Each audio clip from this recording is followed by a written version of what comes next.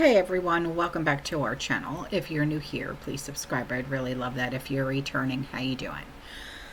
What we're going to be talking about today is something that is so sad that I just can't see the reasoning behind it, and I feel for this family. I really do. For context, the reason why I feel bad for this family is because in New Jersey, when I was growing up, in Morristown, New Jersey, my grandparents, they had a farm, a horse farm, but they also had a vegetable farm and stuff like that. They had livestock and stuff like that. And I grew up there when I was a little kid, and I spent my summers there, and that's how I learned how to can and stuff like that. My grandmom, Annie, and she, would, with her tomatoes and stuff like that, she would make her own sauce, and then she would sell her jarred sauce and stuff like that. And then she would, put up all of her produce and stuff like that for the winter and stuff like that. And my grandfather, he raised horses and cows and pigs and chickens and stuff like that. So I grew up doing that when I was a kid. And it was in Morristown, New Jersey. Keeping on with New Jersey. There is a 21-acre farm on South River Road in Cranberry, New Jersey. And this farm belongs to the Henry family. It has been owned since 1850. And it has been targeted by the township for seizure to meet New Jersey state-mandated affordable housing requirements under the Mount Laurel Doctrine. Now I'm going to give you a breakdown of the key factors that are driving this situation. The Mount Laurel Doctrine and affordable housing mandate, okay? The Mount Laurel Doctrine was established by New Jersey Supreme Court rulings starting in 1975. It requires every municipality to provide its fair share of affordable housing for low and moderate income households. This stems from a landmark case challenging exclusionary zoning practicing that prevented affordable housing development, particularly for marginalized communities. In 2024, New Jersey passed legislation, which is A4S50, to streamline enforcement of the doctrine, setting specific quotas for towns. By 2035, the state must add or renovate over 146,000 affordable housing units, with Cranberry required to allow 265 units by 2035. Municipalities must submit housing plans by June 30, 2025, identifying sites for developers to build these units, and failure to comply risks builders' remedy lawsuits, where developers can bypass local zoning to build projects with at least 20% affordable units, potentially overwhelming local infrastructure. So let's dive into now Cranberry's selection of the Henry farm. After reviewing over 50 sites, Cranberry's Township Committee unanimously voted in May of this year to target the Henry farm, arguing that it meets updated state criteria for affordable housing, including access to public sewer, water, and proximity for transit. The farm is zoned for light industrial use, not agriculture, and is surrounded by warehouses near the New Jersey Turnpike on Route 130. This zoning, which is combined with state criteria, made it a viable candidate for the township's view. Lisa Nyram, who is the mayor, stated the decision was driven by the need to avoid costly builder remedy lawsuits, which could disrupt local planning and strain schools, emergency services, and infrastructure. Eminent domain and legal context is what we're going to talk about now. It allows the government to seize private property for public use, such as affordable housing, provided owners are compensated. Now, Cranberry passed an ordinance to acquire this farm, whether the Henry brothers, who are Andy and Christopher, agree to sell it or not. So the Henry family, who are supported by the former mayor, Jay Taylor, and community members, they are challenging the seizure, arguing that the farm's historical and cultural value, it outweighs its suitability for housing. They've raised over $27,000 via a GoFundMe for legal costs and plan to fight in court. The farm's location in an industrial zone raises concerns about its appropriate need for housing, as it's 2 miles from town, lacks walkable amenities, and requires crossing highways to access transit. So when it comes to zoning and land use dynamics, Cranberry zoning laws, which are shaped by state mandates, designate the farm as light industrial, aligning with the surrounding warehouse development. The zoning makes it less protected as farmland and more attractive for development under state housing criteria. Despite Cranberry's history of preserving over 2,000 acres of farmland, the Henry Farms industrial zoning and location near major highways have made it a target for developers for decades. And the family has rejected multi-million-dollar offers from warehouse developers valuing heritage over profit. The Mount Laurel Doctrine overrides local zoning to ensure affordable housing, creating tension between state mandates and local use preferences. So when it comes to community and political tensions, the decision has sparked significant community opposition, with residents rallying to save Andy's family farm. Though there's been protests and fundraisers and social media campaigns, some view the seizure as an overreach of government power and a loss of Cranberry's agricultural heritage. Critics, including Mayor Taylor, argue that the township could find an alternative site better suited for housing, and he is accusing officials of prioritizing compliance over community values. It has been suggested that political motives,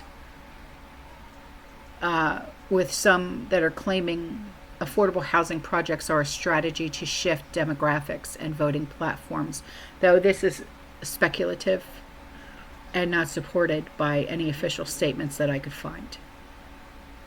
As for a broader context, New Jersey faces a severe affordable housing shortage, with estimates of 200 to 250,000 units that are needed.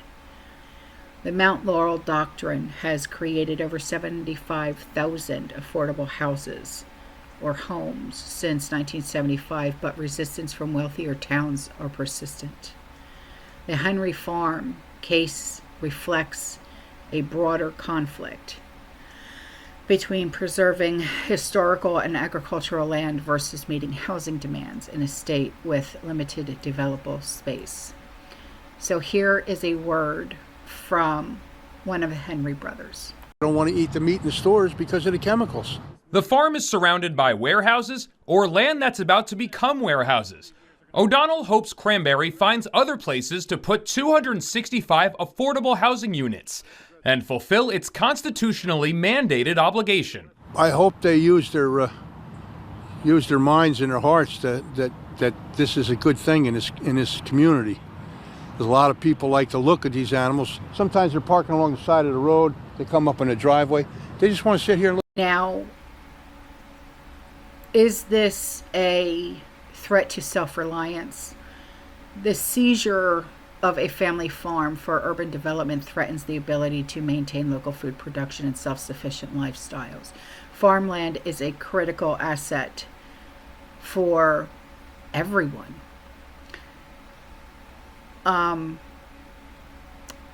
This goes against what I feel is best for communities. It'll put a kink in supply chain disruptions, economic collapse. Okay, it's, when you take away farms, it hurts the economy. It hurts the supply chain.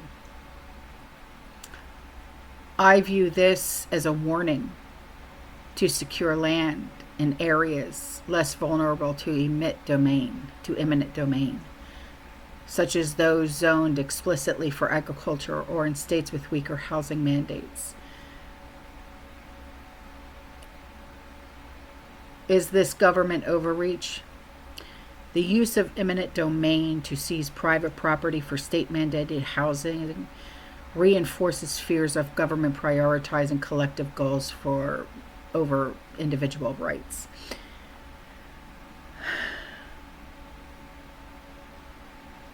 There are those of us who often distrust centralized mandates, like the Mount Laurel Doctrine. I see them as erosions of personal freedom. Some might support the Henry family legal fight. I know I do.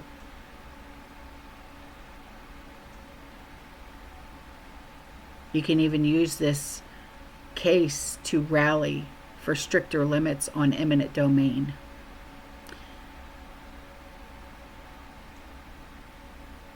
Now let's talk about urbanization and vulnerability.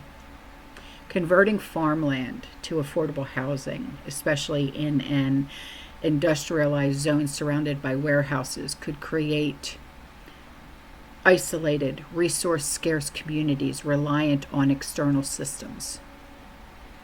I see urban sprawl as increasing societal fragility, especially in crises. This case might prompt a lot of people to relocate to more rural areas, invest in off-grid systems, form community networks to protect local farmland. The geopolitical and the social implications.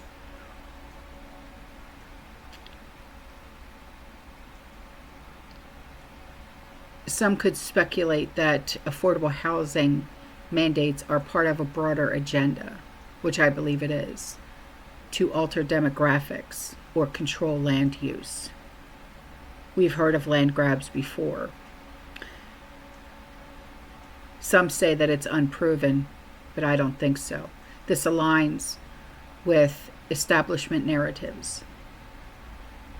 You could cross-reference this case with other land use disputes. You could also use this as a drill test for your preparedness plans, ensuring that you have legal documents, alternative land options, community allies. You could also advocate for local zoning reforms, protect agricultural land, viewing the Henry Farm as a canary in the coal mine for broader land seizures. Now, from another perspective, look at this from their perspective, from a farmer's perspective.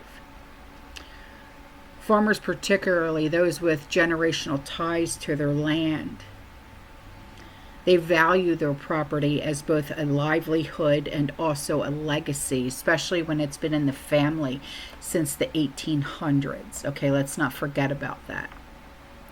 The Henry Farm case strikes at the heart of their concerns about losing agricultural heritage, economic viability, community identity. When you have a loss of heritage and legacy with the Henry Farm, it's owned since the 1850s, okay? It represents a multi-generational legacy tied to Cranberry's agricultural history. The farming community will see this as land as that is irreplaceable, embodying family sacrifice, cultural identity. The threat of seizure for housing feels like betrayal, especially given the family's commitment to preservation despite lucrative warehouse offers. There is no amount of money that could buy a family legacy. Okay? Farmers would empathize with the Henry brothers' emotional and historical attachment, fearing their own land could face similar threats. I mean, the farmhouse, rebuilt with community help after an 1878 fire, it underscores its communal significance. So, what about the economic and operational challenges? The farm is leased to a local farmer raising sheep and cattle, providing agricultural output and economic activity. Seizing it disrupts the tenant's livelihood and reduces local food production. Okay, so farmers know that industrial zoned land like the Henry farm is less protected, making it vulnerable to development pressures. Farmers might worry about rising land values driven by housing mandates, increasing property taxes, making farming less viable. The Henry's $200,000 investment in maintenance highlights the financial burden of preserving farmland amidst development pressures. So when it comes to like zoning and land use conflicts, the farm's light industrial zoning, despite its agricultural use, reflects a broader trend of farmland being rezoned for development. Farmers see this as a systemic issue where state mandates like the Mount Laurel override local agricultural priorities. The farm's location near warehouses and highways make it a target, but farmers will argue it's unsuitable for housing due to its isolation industrial surroundings. So they might push for stronger farmland preservation programs or zoning protections, citing Cranberry's history of preserving 2,000 acres. And they would argue also that housing should be built on non-agricultural land to balance housing needs with food security. So also the legal and policy frustrations, especially when it comes to the Mount Laurel Doctrine's enforcement, coupled with eminent domain, it feels like an unstoppable force to farmers.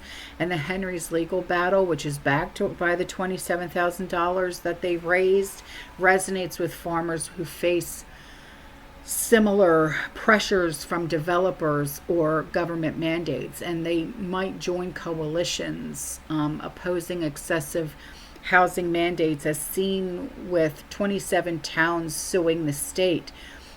They advocate for policies that attempt active farmland or prioritize brownfield sites for housing, reducing pressure on agricultural land. So why, I'm sure you're asking yourself, was the Henry family targeted?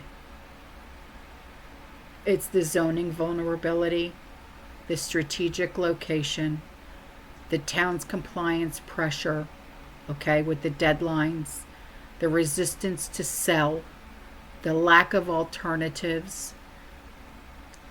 The broader implications here, okay, the case highlights a tension between competing public goods, affordable housing, agricultural preservation. New Jersey housing crisis drives aggressive mandates, but the loss of farmland threatens food security and cultural heritage.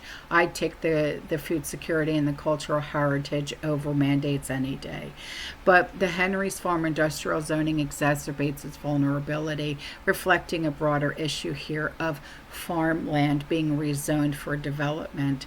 Legal battles like the Henry's challenge or the 27 town lawsuit against the state, it underscores the resistance of the Mount Laurel's doctrine implementation. but the doctrine's constitution backing makes it formidable. So the Henry Farm seizure is a red flag, okay? Signaling government overreach and the erosion of self-reliant land basis, prompting heightened preparedness and advocacy for property rights. For farmers, it's heartbreaking loss of heritage and livelihood and legacy driven by zoning vulnerabilities and state mandates. It's pushing them to fight for farmland protections. The Henry family is caught in a perfect storm of New Jersey's housing crisis and Mount Laurel Doctrine's enforcement. And their farm's industrial zoning make it a prime target despite its historical value. Their legal battle, which is supported by a passionate community, continues. But the outcome remains uncertain. So that's all that I have. Okay. I will see you guys in the next one. You stay safe, you stay positive, you keep prepping, and as always, fearless. Ciao. God bless.